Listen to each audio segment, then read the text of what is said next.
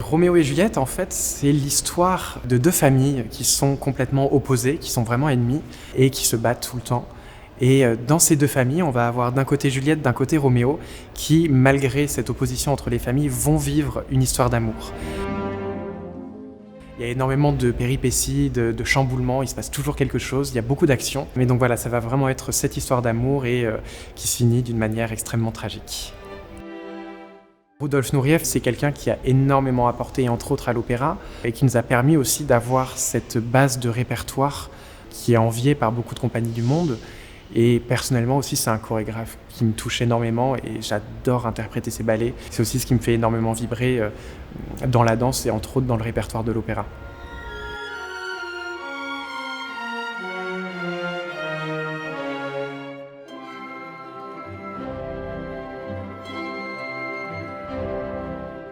Pour construire aussi le personnage, l'histoire, l'interprétation, forcément, effectivement, j'ai regardé beaucoup de spectacles, beaucoup de captations, de films.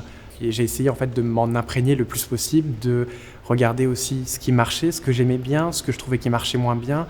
Parce que finalement, en fait, c'est beaucoup de choses qui se volent, entre guillemets. Donc on va beaucoup aimer telle interprétation, donc on va prendre pas mal d'éléments, tout en les adaptant après sur notre personnalité, sur notre manière de jouer. Mais c'est très important, oui, de regarder aussi ce qui s'est fait, parce qu'on n'a pas forcément cette image, quand on interprète le rôle, on ne se voit pas.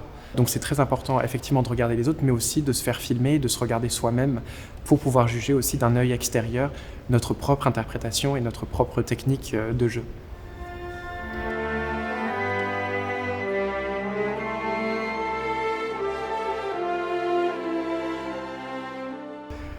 Roméo, c'est beaucoup de choses.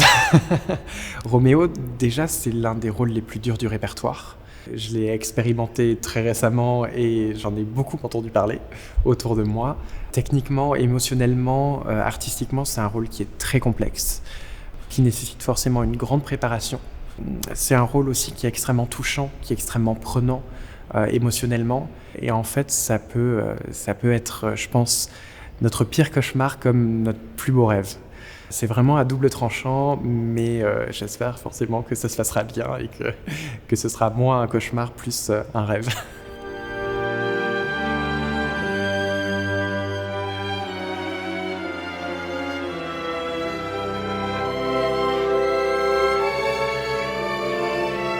Sur Roméo et Juliette, ça va être la première fois que je vais danser en tant que danseur étoile.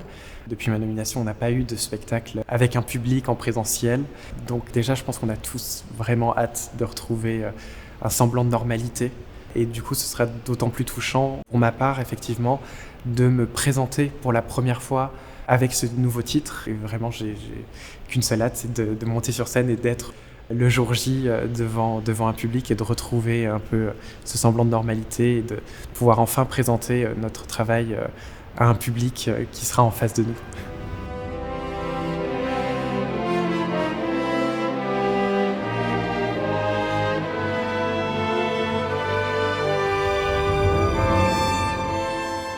Quand le rideau tombe à la fin du ballet, c'est vrai qu'on a vécu des moments en fait sur scène très forts. Des moments d'amour au début de l'histoire, cette rencontre avec Juliette, tout ce moment de flirt finalement, le pas du balcon et toutes ces péripéties qui sont aussi très poignantes et qui sont vraiment très touchantes et finalement qui font qu'on arrive à la fin du ballet lessivé effectivement physiquement mais aussi en fait émotionnellement. On est exténué mais on est bien, on est heureux et en même temps à la fois triste puisqu'on vient de finir le pas de la mort. On est vraiment tiraillé entre toutes ces émotions. Mais ça reste du bonheur.